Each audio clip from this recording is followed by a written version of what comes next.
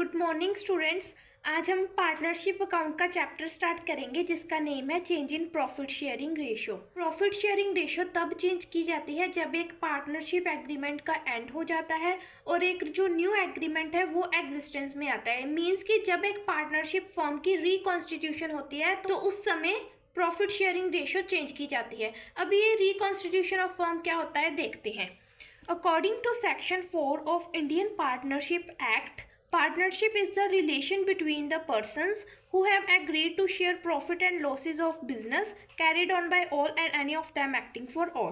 जो Indian partnership act है उसके सेक्शन 4 के अकॉर्डिंग जो एक पार्टनरशिप होती है वो पर्सनस के बीच में रिलेशन होता है जिसमें वो ये एग्री करते हैं कि जितने भी फ्यूचर में प्रॉफिट होंगे या लॉसेज होंगे वो आपस में उसको डिस्ट्रीब्यूट करेंगे और बिजनेस को कैरी करेंगे।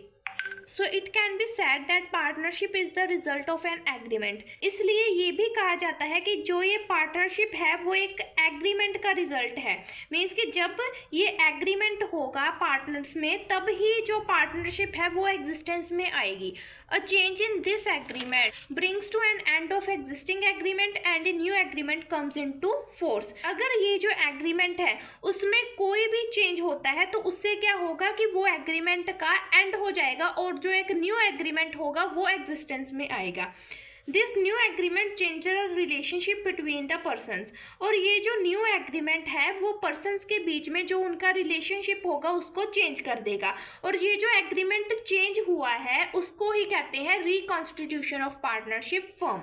ये जो प्रॉफिट शेयरिंग रेशो है वो कब चेंज होती है? जब एक बिजनेस में न्यू पार्टनर एडमिट होता है उस समय, या फिर एक बिजनेस है उसमें कोई पार्टनर रिटायर हो गया है या किसी पार्टनर की डेथ हो गई है, उस केस में भी जो प्रॉफिट शेयरिंग रेशो है वो चेंज होती है। और इसके अलावा जब टू या फिर more than to firms amalgamated होती है, मीन्स कि दो या दो से ज़्यादा फर्म मिलके एक न्यू फर्म को जब बनाती है तो उस केस में भी प्रॉफिट शेयरिंग रेशो चेंज होती है।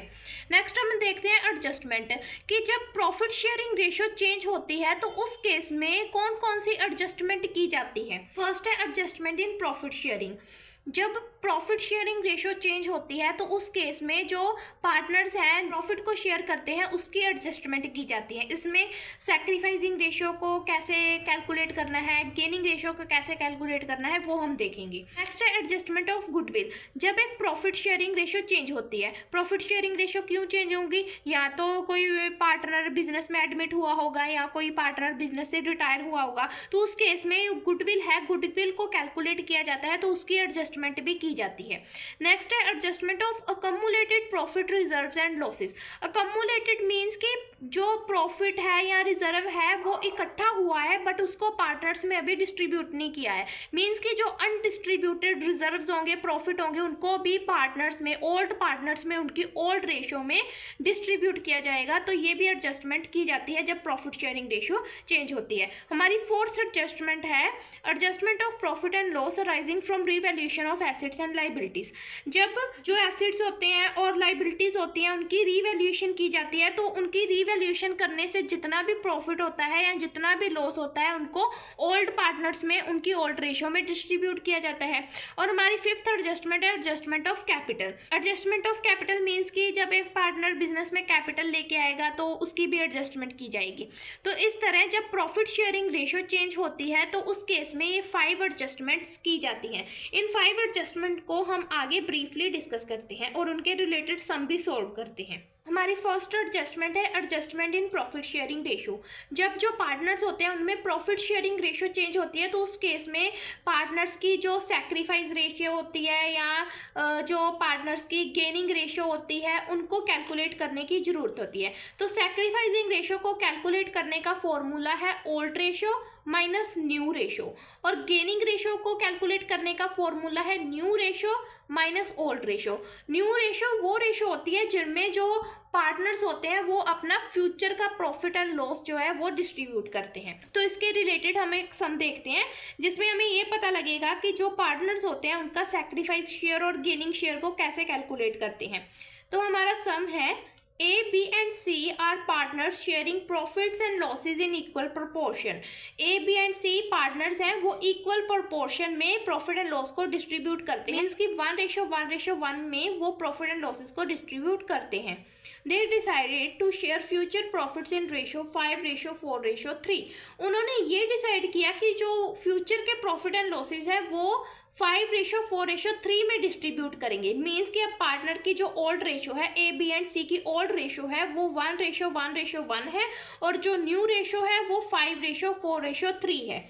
You are required to determine sacrifice and gain of partner. हमें पार्टनर का सैक्रिफाइस और गेन को कैलकुलेट करना होगा. तो इसके लिए हम वही फॉर्मूला अप्लाई करेंगे, old ratio minus new ratio का. तो हमें पता लग जाएगा कि किस पार्टनर ने अपना कितना शेयर सैक्रिफाइस किया है और कितना शेयर गेन किया है. स्टार्ट करते हैं. जो ए बी एंड सी की ओल्ड रेशो है वो 1:1:3 है, तो आ गया 1/3 1/3 और 1/3. न्यू रेशो जो है ए की है 5 डिवाइडेड बाई 12 कैसे आया, 5 + 4 + 3. इसी तरह से 4 की न्यू रेशो 4 डिवाइडेड बाई 12 और सी की 3 डिवाइडेड बाई 12. अब 1/3 में से हम 5/12 को माइनस कर देंगे. एलसीएम लेके उसको सॉल्व करके इसका आ गया -1/12. माइनस में है तो इसका मीनिंग कि ये पार्टनर का गेन है. इसी तरह से बी की ओल्ड रेशो में से 1/3 में से 4/12 उसकी न्यू रेशो को माइनस कर देंगे तो 0 आएगा. 0 मीन्स कि ना उस पार्टनर ने कोई गेन किया है ना उस पार्टनर ने कोई सैक्रिफाइस किया है. इसी तरह के सी की ओल्ड रेशो है 1/3 और न्यू रेशो है 3/12. हम 1/3 में से 3/12 को जब माइनस करेंगे तो उसका 1/12 आएगा सैक्रिफाइस. जो भी माइनस में होगा उसका मीनिंग है कि वो पार्टनर ने गेन किया है, और अगर पॉजिटिव में होगा तो उसका मीनिंग है कि वो पार्टनर ने उतना शेयर जो है वो सैक्रिफाइस किया है. अब ए ने गेन किया है 1/12 शेयर और सी ने सैक्रिफाइस किया है 1/12 शेयर. तो इस तरह से पार्टनर्स का गेन और सैक्रिफाइस को कैलकुलेट करते हैं. ये थी हमारी फर्स्ट एडजस्टमेंट.